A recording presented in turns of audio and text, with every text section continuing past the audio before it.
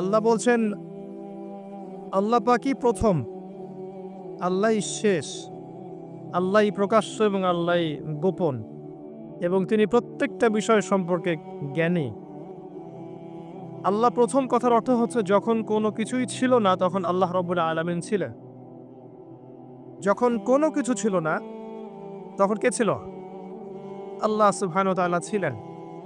আবার যখন কোনো কিছুই থাকবে না আল্লাহ রাব্বুল আলামিন থাকবেন।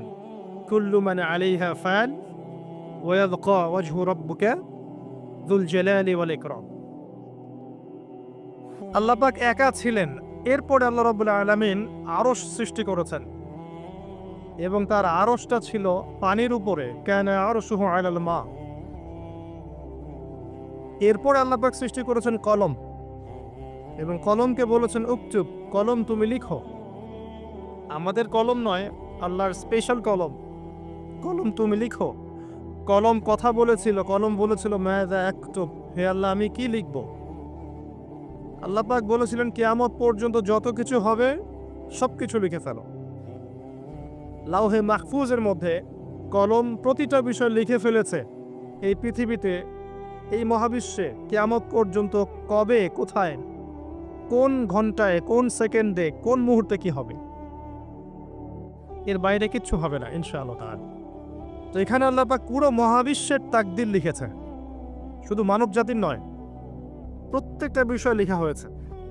এরপরে আল্লাহ রাব্বুল আলামিন 6 দিনে এই মহাবিশ্ব সৃষ্টি করেছেন।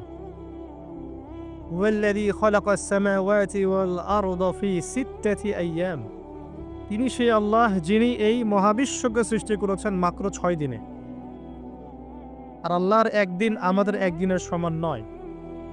আল্লাহ পাকের একদিন, শুধু কিয়ামতের দিন, মানুষের 50,000 বছরের সমান। মানুষ দাঁড়িয়ে থাকতে থাকতেই অতিষ্ঠ হয়ে যাবে, বিচার শুরু হচ্ছে না কি জন্য। তো আল্লাহ রাব্বুল আলামিন পুরো মহাবিশ্ব সৃষ্টি করেছেন এবং আসমান সমূহ জমিন একটা বিন্দুর মধ্যে ছিল, যেটা এখনকার সায়েন্স বলে যে বিগ ব্যাং থেকে সৃষ্টি হয়েছে মহাবিশ্ব। আর আল্লাহ পাক কোরআনে বলছেন বিগ ব্যাং থেকে নয়, বরং আল্লাহর হুকুমে সৃষ্টি হয়েছে মহাবিশ্ব।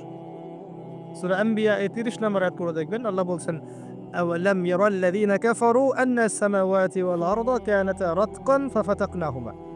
যারা অবিশ্বাস করছে তারা কি লক্ষ্য করে দেখে না যে আসমান সমূহ এবং জমিন একটা বিন্দুর মধ্যে ছিল, এরপর আমি আল্লাহ সেটাকে পৃথক করে দিলাম। সুবহানাল্লাহ। এই শিক্ষা ব্যবস্থা আপনাকে ওই বিগ ব্যাং পর্যন্ত নিয়ে যাবে। এর উপরে কি সেটা চিন্তা করার ক্ষমতা এরা রাখে না। আর তাদের চিন্তা যেখানে শেষ, আল্লাহ পাকের চিন্তা সেখান থেকে শুরু। আল্লাহু আকবার। আল্লাহ পাক বলছেন বিগ ব্যাং এমনি এমনি হয়নি, আমার হুকুমে হয়েছে, আমি এটাকে পৃথক করে দিয়েছি। সুবহানাল্লাহ। আল্লাহ পাক কি জন্য সৃষ্টি করলেন এই মহাবিশ্ব? এটা একটা ভালো প্রশ্ন। নিছক খেলার ছলে সৃষ্টি করেছেন? আল্লাহ পাক কি জন্য সৃষ্টি করতে গেলেন এই মহাবিশ্ব? উত্তর হচ্ছে ভালোবাসা। আল্লাহ পাক তার সৃষ্টিকে ভালোবাসা। আল্লাহ রাব্বুল আলামিন তার মাখলুকদেরকে ভালোবাসেন এবং তিনি চেয়েছেন যেন আমরাও তাকে ভালোবাসি। আল্লাহ রাব্বুল আলামিন চেয়েছেন যে আমরাও যেন তাকে ভালোবাসি। আল্লাহ রাব্বুল আলামিন এর কাছে 100 ভাগ রহমত বা ভালোবাসা এবং দয়া আছে, যার মধ্যে 1 ভাগ, মাত্র 1 ভাগ তিনি পুরো মহাবিশ্বে ছড়িয়ে দিয়েছেন। সমস্ত সৃষ্টির মধ্যে এই 1 ভাগ ভালোবাসা বিরাজ করছে। এই 1 ভাগের মধ্যে আছে বাবা মায়ের প্রতি ভালোবাসা, স্ত্রী সন্তানের প্রতি ভালোবাসা, আমাদের বাচ্চা কাচ্চাদের প্রতি ভালোবাসা, আত্মীয়তার হক, প্রতিবেশীর হক, দেশকে ভালোবাসা, আবেগ, অনুভূতি সব এই 1 ভাগের মধ্যে আছে। এই পুরো মহাবিশ্বে যত মহব্বত আছে এটা 1%, 1% মাত্র। আর এই 1 ভাগ ভালোবাসার জন্য আমরা কি করছি সেটা আমরাই বুঝতে পারছি। আর বাকি যে 99 ভাগ রহমত, দয়া, ভালোবাসা, এটার কথা আল্লাহ পাক বলেছেন, এটা দিয়ে আল্লাহ পাক কিয়ামতের দিন তার বান্দাদের প্রতি রহম করবেন ইনশাআল্লাহ। আশা করা যায় যে ইনশাআল্লাহ আমরা যদি তাওহীদের উপর থাকি, কবিরা গুনাহ না করি, গুনাহ হয়ে গেলেই তওবা করে ফিরে আসি, অন্যের ক্ষতি না করি, সুন্নতে থাকার চেষ্টা করি, হালাল খাই, আশা করা যায় ইনশাআল্লাহ আমরা জান্নাতে যাব। এটা এত কঠিন কিছু হবে না ইনশাআল্লাহ তাআলা। শর্ত হচ্ছে তাওহীদ, আল্লাহ পাকের একত্ববাদ, হালাল রিজিক, তার নবীর সুন্নত এবং দ্বীনটাকে পরিপূর্ণরূপে গ্রহণ করা।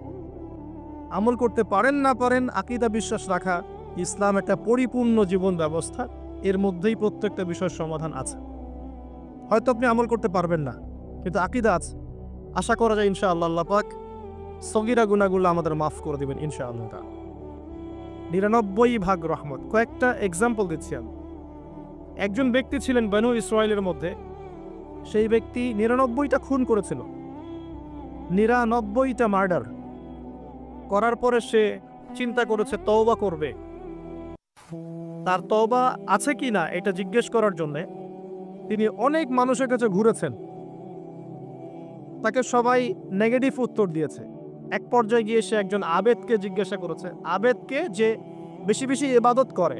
আবেদ কিন্তু সেই ব্যক্তি নয় যে আলেম, কথা বুঝতে পারছেন? আলেম তার কাছে জ্ঞান থাকে এবং জ্ঞান অনুযায়ী সে আমল করে, আর আবেদের কাছে খুব একটা বেশি জ্ঞান থাকে না, কিন্তু সে ইবাদত করে। এই আবেদকে সে জিজ্ঞাসা করেছিল, আমার কি তওবা হবে? সে আবেদ বলেছিল যে তুমি 99টা খুন করেছো, তোমার কিসের তওবা? তো সে ব্যক্তি এই আবেদকেও খুন করে 100টা মার্ডার পূর্ণ করেছিল। এরপরে তার মধ্যে আবার তওবার চেতনা আসে। তাকে জানানো হয় অমুক জায়গায় একজন আলেম আছেন, তার কাছে গিয়ে প্রশ্ন করো, তিনি উত্তর দিবে।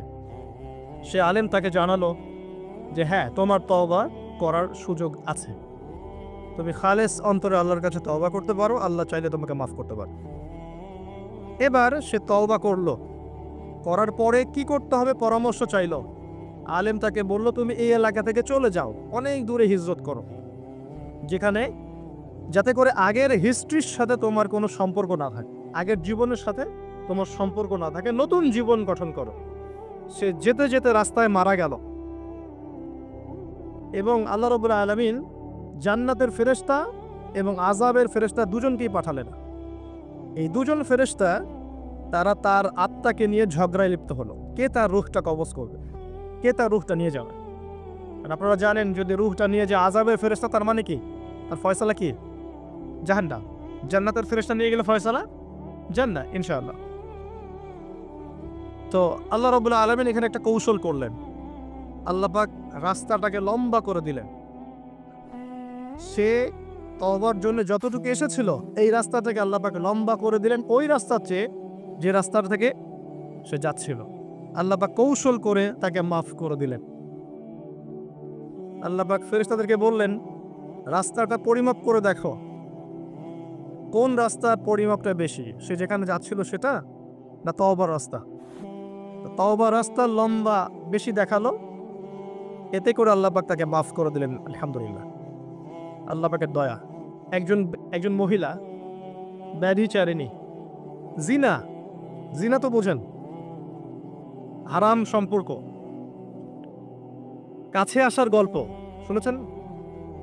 কাছে আসার গল্প। তার কাছে একজন গায়রে মাহরাম পুরুষ একজন গায়রে মাহরাম মেয়ের কাছে যাবে, এই হলো গল্প। জিনা, ব্যভিচার। একজন ব্যভিচারিণী মহিলা একবার এক কুকুরকে পানি পান করিয়েছিল। কুকুরটা অনেক তৃষ্ণার্ত ছিল, সে তার মোজা খুলে কুয়ার ভিতরে নিয়ে সেখান থেকে পানি তুলে কুকুরকে পান করিয়েছে। এই আমলটার কারণে আল্লাহ পাক এই ব্যভিচারী মহিলাকে মাফ করে দিয়েছে। আরেকজন ব্যক্তি, তিনিও বনু ইসরাইলের। বনু ইসরাইল কারা ছিলেন? তো কারা? রোহিঙ্গারা? কারা? বনু ইসরাইল কারা? কার সন্তানদেরকে বনু ইসরাইল বলা হয় বলেন? শুধু ওয়াজ শুনলে হবে না তো, কিছু শিখতে হবে তো। ইব্রাহিম আলাইহিস সালামের দুই ছেলে, কয় ছেলে? একজনের নাম হচ্ছে ইসমাঈল আলাইহিস সালাম, একজনের নাম হচ্ছে ইয়াকুব আলাইহিস সালাম। সরি, ইসহাক আলাইহিস সালাম। ঠিক বলেছেন, মাঝে মাঝে এভাবে বলতে হয় যাতে আপনি সঠিক বলছেন না ভুল বলছেন বোঝা যায়। একজনের নাম কি? ইসমাঈল, আরেকজনের নাম ইসহাক। ইসহাক আলাইহিস সালামের ছেলের নাম হচ্ছে ইয়াকুব আলাইহিস সালাম। কথা বুঝতে পারছেন? আর ইয়াকুব আলাইহিস সালামের বংশধরদেরকে বলা হয় বনু ইসরাইল। এবার মনে থাকবে ইনশাআল্লাহ। তো এই বনু ইসরাইলদের মধ্যেই বেশিরভাগ নবী এসেছেন। ইউসুফ, দাউদ, সুলাইমান, মুসা, ঈসা সব বনু ইসরাইলের মধ্যেই। শত শত নবী সব বনু ইসরাইলের মধ্যেই।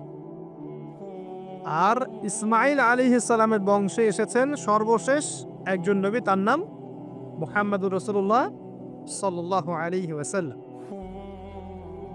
তো বনু ইসরাইলের আরেকজন ব্যক্তি, সে প্রচণ্ড পাপ করেছিল সারা জীবনে। মৃত্যুর আগে সে তার সন্তানদেরকে বলেছে যে আমি যখন মারা যাব আমার দেহটাকে আগুনে পুড়িয়ে ফেলবে, পুড়িয়ে অর্ধেক ছাই সমুদ্রে ভাসিয়ে দিবে আর অর্ধেক ছাই বাতাসে উড়িয়ে দিবে।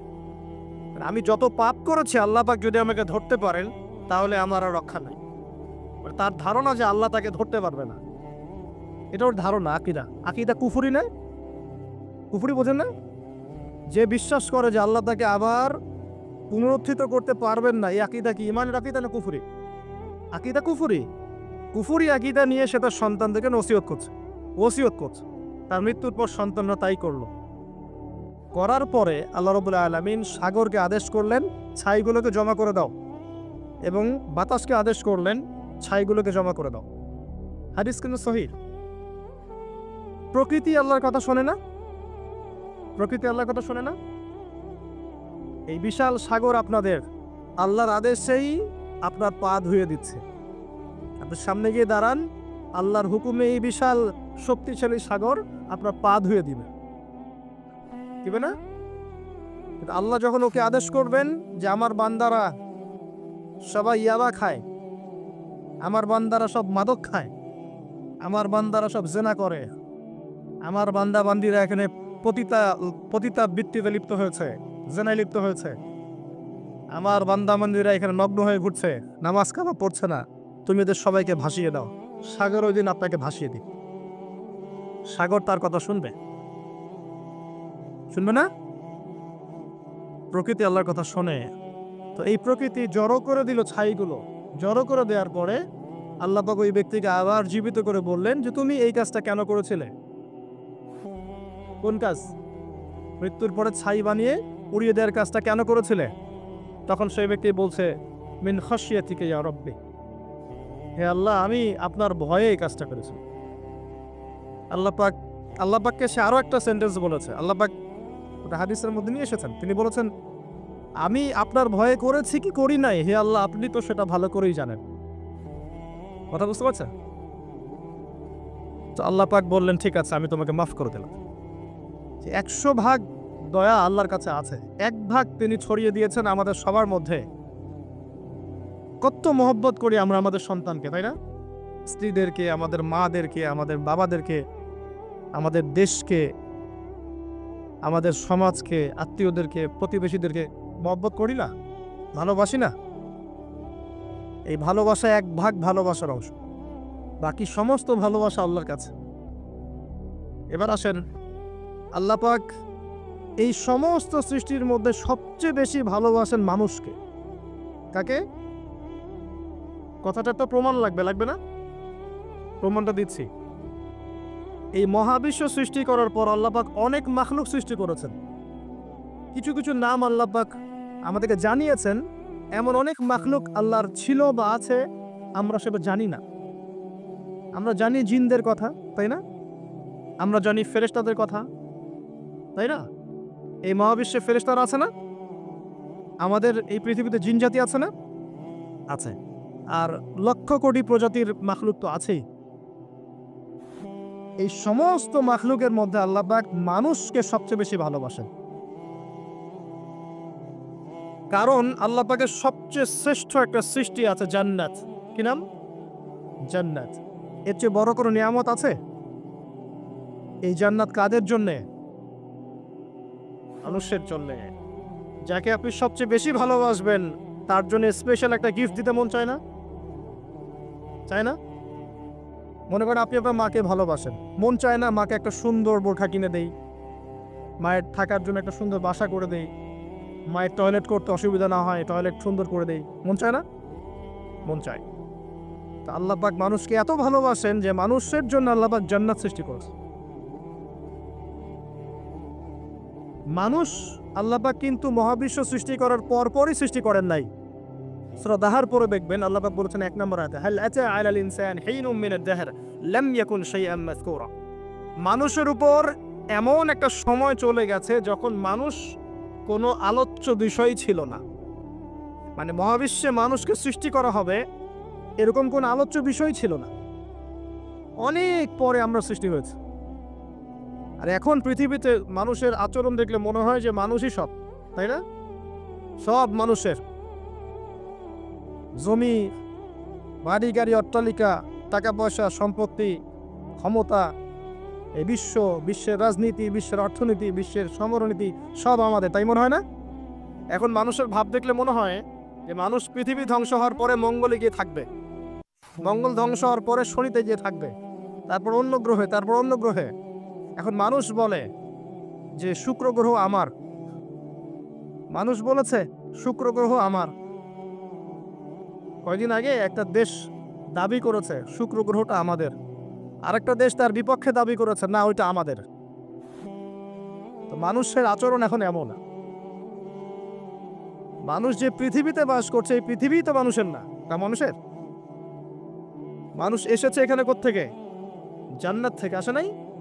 আমরা কি পৃথিবীর বাসিন্দা ছিলাম? আমরা জান্নাতে ছিলাম। আমাদের পিতামাতা কোথায় ছিলেন? জান্নাতে। আর আমাদের আত্মাগুলো কোথায় ছিল? রুহের জগতে। এই পৃথিবীতে তো আমি এসেছি অনেক পরে, আর এখন মনে হয় সব কিছুর মালিক আমি একাই। এটা ফেরাউনি আচরণ। কিরকম আচরণ? ফেরাউনের আচরণ। আনা রব্বুকুমুল আলা, আমি তোমাদের মহান রব। মানুষের ভাবসাব দেখলে এখন এরকম মনে হয়। আল্লাহর বিধানের ৫ পয়সা পরোয়া করবে না। দেখাবো আপনাকে, কানের মধ্যে দিনে ৫ বার আসছে হাইয়া আলা সালাহ, হাইয়া আলা সালাহ, নামাজ পড়বে না। একটু মূল্যায়ন করলো না আল্লাহ পাকের হুকুমের। যাকাত ফরজ হয়ে গেছে, ১০ বছর ২০ বছর হয়ে যাচ্ছে, যাকাত ফরজ হয়ে গেছে, যাকাত দেয় না। মানুষ পরোয়া করে আল্লাহর? আল্লাহ বলছেন জেনার ধারের কাছেও যেও না, ও বলবে না এটা কাছে আসার গল্প। মানুষ, আল্লাহ বলবেন সুদ খেও না, ইত্তাকুল্লাহ ওয়া যারু মা বাকিয়া মিনার রিবা, সুদের অবশিষ্ট অংশ সব ছেড়ে দাও। ওয়া ইল্লাম তাফআলু, যদি না ছাড়ো ফাযানু বিহারবিন মিনাল্লাহি ওয়া রাসূলিহি, আল্লাহ এবং তার রাসূলের সাথে যুদ্ধের ঘোষণা শুনে রাখো। মানুষ বলবে সুদেই অগ্রগতি, সুদেই প্রগতি। এটাই চলছে। মানুষ বলবে যে আল্লাহ বলছেন ওয়ামান লাম ইয়াহকুম বিমা আনজালাল্লাহ ফাউলাইকা হুমুল কাফিরুন, আর এক আয়াতে আছে ফাসিকুন, আর এক আয়াতে আছে জালিমুন। মানুষ বলবে না আমি যেটা লস দিব সেটাই লস, এর বাইরে কিছু না। তা আমরা সত্যি আল্লাহকে পরোয়া করি? সত্যিকার অর্থে আদতে আমরা আল্লাহকে খুব একটা পরোয়া করছি না। আল্লাহকে পরোয়া করার অর্থ হচ্ছে আল্লাহর হুকুম আহকাম মেনে চলা। যদি আমি আল্লাহর হুকুম আহকামগুলো মেনে চলি তবেই প্রমাণ হবে হ্যাঁ আমি আল্লাহকে পরোয়া করছি। মানুষকে আল্লাহ পাক সৃষ্টি করেছেন অনেক পরে। সৃষ্টি করার ঘটনাটা আল্লাহ পাক সূরা সদের মধ্যে একটু সুন্দর করে বলেছেন, মানে অন্যান্য ঘটনার চাইতে আরো বেশি সুন্দর করে। তা আমার মত প্রতিটাই সুন্দর, এটা আমার কাছে বেশি ভালো লাগে। কারণ এখানে আল্লাহ আরেকটা শব্দ বলেছেন যেটা অন্য জায়গায় বলেন নাই। অনেক জায়গায় কোরআনে আছে মানুষকে কিভাবে সৃষ্টি করা হয়েছে, কিন্তু এই সূরার মধ্যে, সূরা সদের মধ্যে একটু ব্যতিক্রম আছে, আরেকটু ভালোবাসা। আল্লাহ পাক বলছেন যে ইয়া ইবলিস, হে ইবলিস, মা মানাআকা আন তাসজুদ লিমা খালাকতু বিয়াদাই, হে ইবলিস তোমাকে কিসে বারণ করলো তাকে সিজদা করতে যাকে আমি আমার হাত দিয়ে সৃষ্টি করেছি? কথা বোঝেন না আমার? হে ইবলিস কিসে তোমাকে বারণ করলো, কিসে তোমাকে নিষেধ করলো? কেন তুমি সিজদা করলা না আদমকে? সহজ করে দিলাম, আদমকে, যাকে আমি সৃষ্টি করেছি আমার হাত দিয়ে।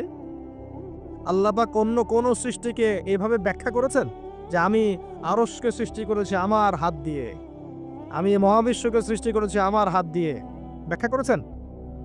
বাকি সৃষ্টির ক্ষেত্রে আল্লাহ পাক বলেছেন আল্লাহ পাক যখন কিছু করতে চান খালি বলেন কুন ফায়াকুন। তা আদমের ক্ষেত্রে আল্লাহ পাক বলেননি কুন ফায়াকুন, বলেছেন? কথা বুঝতে পারছেন? আদমের ক্ষেত্রে আল্লাহ পাক বলেছেন আমি তাকে আমার হাত দিয়ে সৃষ্টি করেছি। হাতের ব্যাখ্যা কি সেটা নিয়ে আমাদের তর্ক করার দরকার নাই। মূল কথা হচ্ছে এখানে আল্লাহ পাক ভালোবাসা বুঝিয়েছে। আদম আলাইহিস সালামকে আল্লাহ পাক ভালোবেসে সৃষ্টি করেছে, স্পেশাল সৃষ্টি। এবার আসেন, সৃষ্টি করার পর তাকে রেখেছেন কোথায়? জান্নাতে। তারও আগে আল্লাহ পাক সমস্ত জ্ঞান আদম আলাইহিস সালামকে শিক্ষা দিয়েছে। সুবহানাল্লাহ পড়বেন না? মানুষ সম্মানিত কি কারণে? শারীরিক গঠনের কারণে? জ্ঞানের কারণে। আপনি যাকে ভালোবাসেন বেশি তাকে আপনি সব শেখাতে চাইবেন না? তাকে আপনি সব দিতে চাইবেন না? আমার সব তোমার জন্য, আমি তোমাকে ভালোবাসি, বলেন না? বলেন, কারে কারে বলছেন জীবনে? আলহামদুলিল্লাহ, আলহামদুলিল্লাহ, শুকরিয়া। এই কথাটা আল্লাহ পাক সূরা বাকারায় বলেছেন, ওয়াল্লামা আদাম আল আসমাআ কুল্লাহা, আমি আদমকে সমস্ত বিষয়ের নাম শিক্ষা দিয়েছি। সুবহানাল্লাহ। এমন শিক্ষা দিয়েছেন যে শিক্ষা আল্লাহ পাক ফেরেশতাদেরকেও দেননি। কারণ তিনি আদম আলাইহিস সালামকে উপস্থাপন করলেন এবং বললেন যে আম্বিউহুম বিআসমাইহিম, এই নামগুলো তুমি বলে দাও। ফেরেশতারা কিন্তু বলতে পারলো না। আদম আলাইহিস সালাম বললে ফালাম্মা আম্বাআহুম বিআসমাইহিম ক্বালা আলাম আকুল লাকুম ইন্নী আ'লামু গায়বাস সামাওয়াতি ওয়াল আরদ। আল্লাহ পাক প্রথমে ফেরেশতাদেরকে বললেন নামগুলো বলে দাও। ফেরেশতারা বলল লা ইলমা লানা ইল্লা মা আল্লামতানা, আপনি যতটুকু শিখিয়েছেন এর বাইরে আমরা জানি না। কিন্তু আদমকে বললেন আলাইহিস সালাম তুমি নামগুলো বলে দাও, তিনি সমস্ত নাম বলে দিলেন। সুবহানাল্লাহ। এবার আল্লাহ পাক বললেন আমি কি তোমাদেরকে বলি নাই যে আমি যা জানি তোমরা তা জানো না? কারণ ফেরেশতারা কি বলেছিল আগে? আতাজআলু ফিহা মান ইউফসিদু ফিহা ওয়া ইয়াসফিকু দিমা, আপনি কি এমন কোন সৃষ্টি পৃথিবীতে পাঠাতে চাচ্ছেন খলিফা করে যে পৃথিবীতে ফাসাদ সৃষ্টি করবে আর রক্তপাত ঘটাবে? ফেরেশতারা নেগেটিভ কথা বলেছিল। আল্লাহ পাক সেই ফেরেশতাদের সামনেই আদম আলাইহিস সালামকে সম্মানিত করলেন জ্ঞানের মাধ্যমে। কিসের মাধ্যমে? ফেরেশতারা যে কথাটা বলেছিলেন সেটা কিন্তু বাস্তব। দলিল আল্লাহ কোরআনেই দিয়েছেন, যাহারাল ফাসাদু ফিল বাররি ওয়াল বাহরি বিমা কাসাবাত আইদিন নাস, জলে স্থলে যত বিপর্যয় ছড়িয়ে পড়েছে এগুলো মানুষের হাতের কামাই। কার হাতের কামাই? আর আল্লাহর কথাকে আপনি চ্যালেঞ্জ করবেন? সূরা, এটা সূরা রুমের মধ্যে আছে, পড়ে দেখেন। আসেন, আল্লাহ পাক মানুষকে জ্ঞান শিক্ষা দিলেন, এটা ভালোবাসার নিদর্শন। শুধু তাই না, এবার আল্লাহ পাক সমস্ত ফেরেশতাদের সামনে উপস্থাপন করে আল্লাহ পাক বলছেন যে ওয়াইজ কুলনা লিল মালাইকাতি ইসজুদু লি আদম, হে ফেরেশতারা তোমরা আদমকে এখন সিজদা করো। কি করো? সিজদা করো। আপনি যাকে ভালোবাসবেন নিঃসন্দেহে আপনি চাইবেন তাকে বড় করতে, তাই না? চাইবেন না তার মান মর্যাদা বাড়ুক, তাকে আমি বড় করি, সবাই তাকে ভালো বলুক, আপনি চাইবেন? আল্লাহ পাক আদম আলাইহিস সালামকে ভালোবাসলেন। দেখেন, ফেরেশতা মণ্ডলীকে বললেন সিজদা করো, ফাসাজাদু, সবাই সিজদা করলো, ইল্লা ইবলিস, ইবলিস সিজদা করলো না। সে কি বলল? খলাকতানি মিন নার ওয়া খলাকতাহু মিন তিন, আল্লাহ আপনি আমাকে সৃষ্টি করেছেন কি দিয়ে? আগুন দিয়ে, আর আদমকে সৃষ্টি করেছেন কাদা মাটি দিয়ে, আমি কেন তাকে সিজদা করতে যাব? আবা ওয়াস্তাকবারা, সে উদ্ধত আচরণ করলো, অহংকারী হলো, এবং এই একটা কারণেই আল্লাহ পাক তাকে চিরস্থায়ী লানত করলেন, চিরস্থায়ী জাহান্নামী ঘোষণা করলেন। ইবলিস চ্যালেঞ্জ করলো যে আমি আদমকে এবং আদম সন্তানদেরকে বিভ্রান্ত করবই, পথভ্রষ্ট করবই, আমি ডান দিক থেকে আসবো। সূরা আরাফ পড়ে দেখেন, ডান দিক থেকে আসবো, বাম দিক থেকে আসবো, সামন থেকে আসবো, পিছন থেকে আসবো, আমি তাদেরকে পথভ্রষ্ট করেই ছাড়ব। আর আল্লাহ পাকও বলে দিলেন যে যারা তোকে অনুসরণ করবে আদম সন্তানদের মধ্য থেকে, ওদের সবাইকে দিয়ে আমি জাহান্নাম পূর্ণ করবো না। আউযুবিল্লাহ। আরেকটা কথা বলে দেই, এখানে সূরা আরাফের 179 নম্বর আয়াতে এটাও আছে যে ওয়ালাকাদ যারানা লিজাহান্নামা কাসীরাম মিনাল জিন্নি ওয়াল ইনস, প্রচুর জিন আর মানুষকে দিয়ে আমি জাহান্নাম পূর্ণ করব। প্রচুর জিন আর মানুষকে দিয়ে আমি জাহান্নাম পূর্ণ করব। কত জিন আর কত মানুষ আমি জিনের হিসাব জানি না, মানুষেরটা জানি। প্রতি 1000-এ 999 জন জাহান্নামে যাবে, বলেন নাউযুবিল্লাহ। সহিহ বুখারীতে 4 বার হাদিসটা এসেছে, প্রতি 1000-এ 999 জন, মানে ম্যাক্সিমাম। এটা ম্যাথমেটিক্যালি হিসেব করার দরকার নাই, এর মানে হচ্ছে অধিকাংশ মানুষই কি করবে, জাহান্নামে যাবে। এবং এটা আমাদের উম্মতের ক্ষেত্রে এসেছে। 73টা দল হবে, আছে না? 72 দল কোথায় যাবে? জাহান্নামে। এটা বোঝানো হচ্ছে বেশিরভাগ মানুষই কোথায় যাবে? জাহান্নামে। অপরাধ কি ছিল? অপরাধটা বলা আছে এই আয়াতে। 1 নাম্বার, লাহুম কুলুবুন লা ইয়াফকাহুনা বিহা। অপরাধ ছিল যে আল্লাহ পাক হৃদয় দিয়েছিলেন, উপলব্ধি করে নাই। কলব দিয়েছিলাম, উপলব্ধি করেনি, জাহান্নামে যাওয়ার কারণ। ওয়ালাহুম আযানুন লা ইয়াসমাউনা বিহা। কান দিয়েছিলাম, শুনেনি। ওয়ালাহুম আ'য়ুনুন লা ইউবসিরুনা বিহা। 2 চোখ দিয়েছিলাম, দেখেনি। হৃদয় দিয়েছি, উপলব্ধি করে নাই। 1 নাম্বার কারণ। কান দিয়েছি, শোনে নাই। চোখ দিয়েছি, দেখে নাই। উলাইকা কাল আনআম। এরা হচ্ছে গবাদি পশুর মতো। এটা আল্লাহর কথা, আমার প্রতি রাগ করবেন না। আল্লাহ বলেছেন তারা হচ্ছে গবাদি পশুর মতো। দে আর জাস্ট লাইক ক্যাটলস, বাল হুম আদল। বরং এর চাইতেও এরা নিকৃষ্ট এবং জঘন্য। উলাইকা হুমুল গাফিলুন। এরা হচ্ছে গাফেল সম্প্রদায়। আল্লাহর আয়াতগুলো আমাদের কলিজে আঘাত লাগে না? এখন আমাদের কলবগুলো অনেক শক্ত হয়ে গেছে, মাশাআল্লাহ। সুম্মা কাসাত কুলুবুহুম, একটা আয়াত আছে না সূরা বাকারার মধ্যে? ওয়াহিয়া কাল হিজারাতি আও আশাদ্দু কাসওয়া। পাথরের মতো শক্ত হয়ে গেছে, বরং তার চেয়েও বেশি শক্ত হয়ে গেছে। দেখবেন আল্লাহর আয়াতগুলো যখন আপনার কলিজে আঘাত করবে না, শক্ত হয়ে যাবে, বুঝবেন আপনার কলবে 2টা জিনিসের অভাব আছে। একটা হচ্ছে আপনার কলব নিয়মিত পরকালকে স্মরণ করে না, নিয়মিত আপনার কলব মৌতকে স্মরণ করে না। 2 নাম্বার হচ্ছে আপনার কলবে কোরআনের তেলাওয়াত পৌঁছাচ্ছে না। এই দুটোই কারণ। কারণ নবী সাল্লাল্লাহু আলাইহি ওয়াসাল্লাম বলেছেন, পাপ করলে কলবের মধ্যে কালো দাগ পড়ে। এভাবে পাপ করতে করতে করতে করতে কলবটা কলুষিত হয়ে যায়, দুর্গন্ধ বের হয়, কুৎসিত হয়ে যায়। যদি মানুষ তওবা করে, কালিমা মুছে যায়। তওবা না করলে তা বাড়তে থাকে। নবীজি বলছেন, আমি কি তোমাদেরকে জানিয়ে দিব কোন কাজ তোমার কলবের মরিচা দূর করবে? সাহাবীরা বললেন, অবশ্যই ইয়া রাসূলুল্লাহ। তিনি তখন এই 2টা কাজ বলেছেন। 1 নাম্বার, বেশি থেকে বেশি কোরআন তেলাওয়াত এবং মৌতের স্মরণ তোমার কলবকে পরিষ্কার করে দিবেন। এই 2টো কাজ আমরা করতে চাই না। এখনকার সভ্যতায় গিয়ে দেখবেন কবরস্থান সমাজের বাইরে থাকে। একটা সমাজ, এর বাইরে দেখবেন কবরস্থান, দূরে। আর ঢাকা হলে তো কথাই নাই। দেখবেন বনানীতে কবরস্থান, তার আশপাশে মানুষ ছুটছে আর ছুটছে জীবনে, দুনিয়ার জীবিকার তাগিদে। একবার ফিরে তাকানোরও সময় নাই যে ওটা কি, জায়গাটা কি, কোন জায়গা।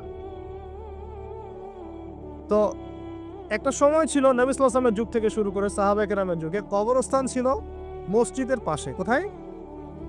এলাকার মূল যে মসজিদ, এর পাশে। মানুষ 5 ওয়াক্ত নামাজে যেত, কবর দেখত, পরকালকে স্মরণ করত, জিয়ারত করত, চলে আসত।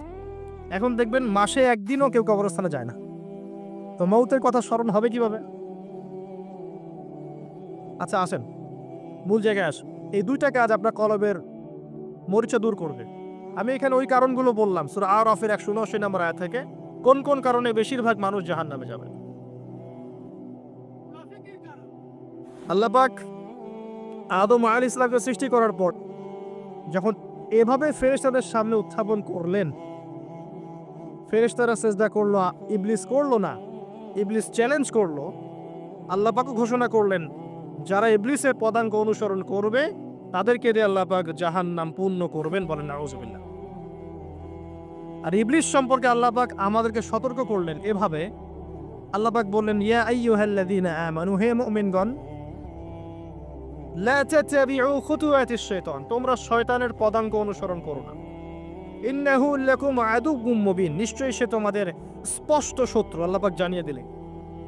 জানিয়ে দেওয়ার পরে আদম এবং হাওয়া আলাইহিস সালাম তাদেরকে রাখলেন জান্নাতে। কোথায়? যাকে আপনি ভালোবাসবেন তাকে সবচেয়ে শ্রেষ্ঠ গিফট দিতে যাবেন, প্রমাণ। জান্নাতে থাকলেন, একটা পরীক্ষার কারণ আছে। পরীক্ষার কারণ হচ্ছে আমি চাচ্ছি সে আরো বড় পুরস্কার পাক। এটাই পরীক্ষার কারণ। দুনিয়ার জীবনে আমরা এসেছি কি জন্য? পরীক্ষা দিতে। আল্লাহ পাক চেয়েছেন পরীক্ষায় পাশ করে আমরা যেন আরো বড় পুরস্কার পাই। লিনাবলুয়াকুম আইয়ুকুম আহসানু আমালা। আল্লাহ পাক দেখতে চান তোমাদের মধ্যে আমলের শ্রেষ্ঠ কে। একটা পরীক্ষা আল্লাহ পাক দিলেন, ওয়ালা তাকরাবা হাযিহিশ শাজারা, তোমরা দুজন এই গাছের কাছে যাবে না। একটা কথা মিস করে গেছে, এই দুজনের আরেকজন কে? হাওয়া আলাইহিস সালাম। কোত্থেকে আসলেন তিনি? আদম আলাইহিস সালামের একাকিত্ব বোধ হচ্ছিল জান্নাতে।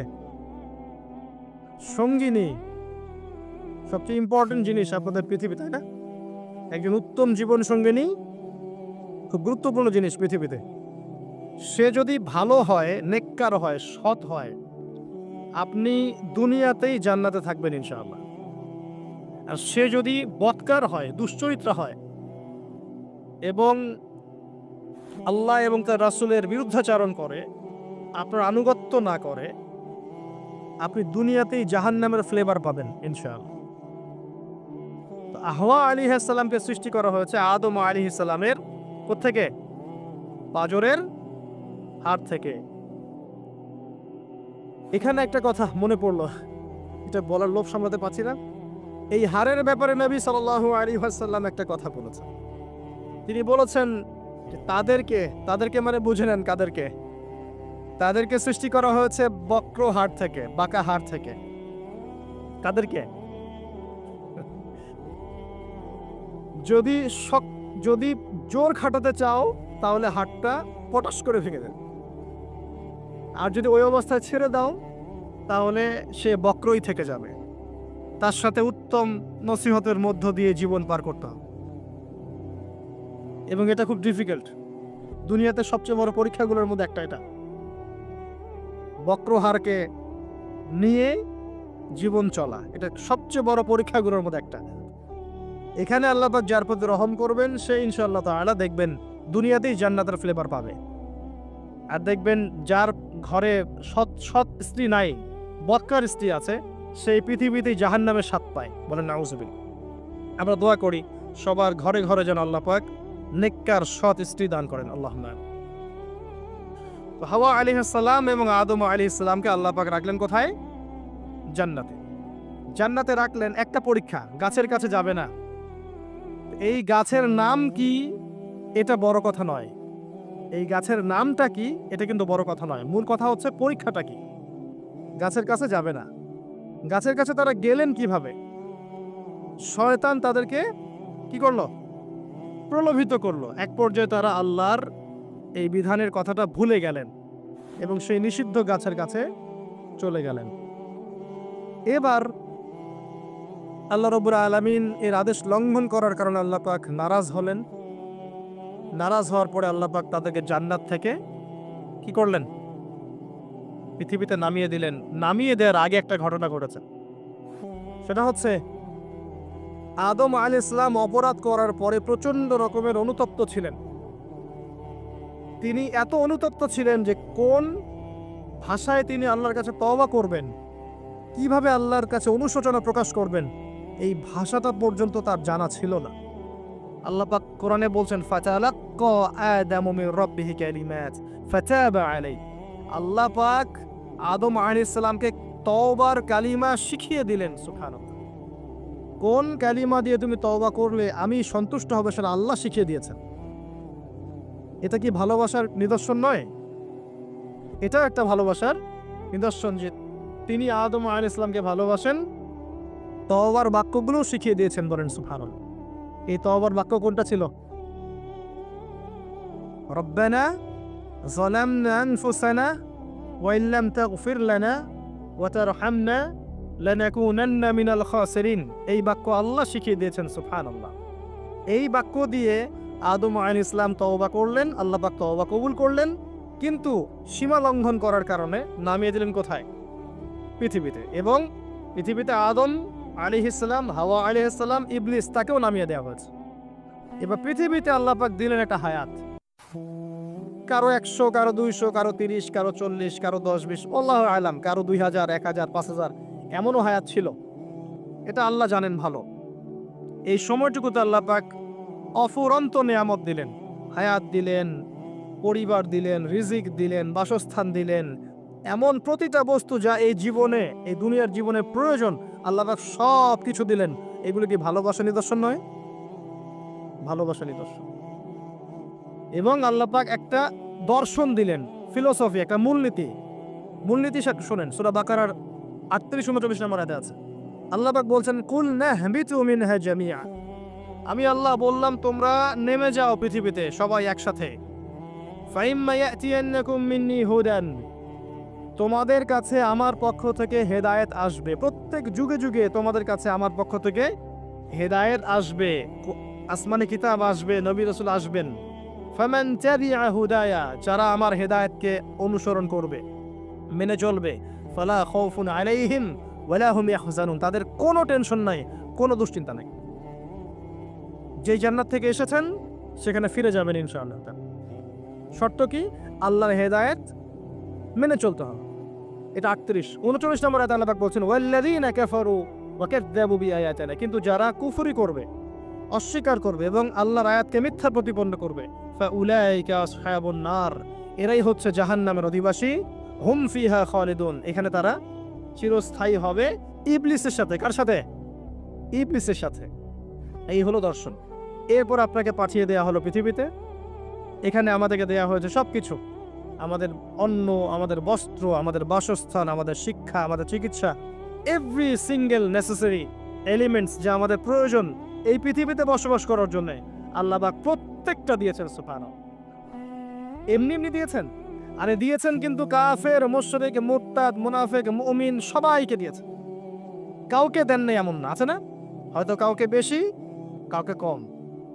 আর এই যে কম বেশি, রিজিকের কম বেশিটা আল্লাহ পাক নিজে ডিল করছেন, যাতে করে সমাজের মধ্যে ব্যালেন্সটা বজায় থাকে। যদি একজন রিকশাওয়ালার চাহিদা না থাকতো, কে আপনাকে ওই জায়গায় পৌঁছে দিত? কথা বুঝতে পারছেন না? একজন যিনি চুল কাটেন, তার যদি চাহিদা না থাকতো, কে আপনার চুল কাটতো? একজন পোশাক নির্মাতা, তার চাহিদা না থাকলে কে আপনার পোশাক নির্মাণ করত? একজন চিকিৎসক, তার ওই জায়গায় মেধা এবং চাহিদা না থাকলে কে আপনার চিকিৎসা করত? আল্লাহ পাক এই বৈচিত্র্যের মধ্য দিয়ে এই সমাজের মধ্যে, দুনিয়ার মধ্যে একটা ব্যালেন্স বজায় রেখেছেন। আমরা যদি সবাইকে হাতের 5টা আঙ্গুল সমান করতে চাই, এটা হবে একটা আত্মঘাতী সিদ্ধান্ত। 5 আঙ্গুলের মধ্যে পার্থক্য থাকবে, এটাই হচ্ছে হাতের সৌন্দর্য। সব যদি এক সমান হতো, হাত সুন্দর হতো না। আচ্ছা, এবার আসে না, ভালোবাসা চলে আসে। ওই যে এক ভাগ ভালোবাসা। এবার আপনি পৃথিবীতে আছেন, পৃথিবীতে আল্লাহ পাক আপনাকে বলেছেন যে আমি তোমাকে ভালোবাসি হে আদম সন্তান, আর এটা আমার হক যে তুমিও আমাকে ভালোবাসবে। এটা কিন্তু হাদিসে এসেছে। আল্লাহ পাক বলেছেন, হে আদম সন্তান, আমি তোমাকে ভালোবাসি আর এটা আমার হক যে তুমিও আমাকে ভালোবাসো। এই পৃথিবীতে আমাদের ভালোবাসার কেন্দ্র কি হবেন? সমস্ত কিছু ভালোবাসার ঊর্ধ্বে কার স্থান হবে? আর আল্লাহ বলেছেন, যদি তোমরা আমাকে সত্যিকার অর্থেই ভালোবাসো, কুল ইন কুনতুম তুহিব্বুনাল্লাহ ফাত্তাবিউনি, যদি তোমরা সত্যিকার অর্থে আল্লাহকে ভালোবাসো, আল্লাহর ভালোবাসা পেতে চাও, তাহলে একটা কাজ করো। কি করো? ফাত্তাবিউনি, কার অনুসরণ করো? মুহাম্মদুর রাসূলুল্লাহ সাল্লাল্লাহু আলাইহি ওয়াসাল্লাম। আপনি আর আমি আমাদের জীবনের প্রতিটা কাজ যদি মুহাম্মদ সাল্লাল্লাহু আলাইহি ওয়াসাল্লামের তরিকা মতো করি, আপনি প্রমাণ করে দিবেন, হে আল্লাহ, আমি তোমাকে ভালোবাসি, এবং আপনিও আল্লাহর ভালোবাসা পাবেন ইনশাআল্লাহ।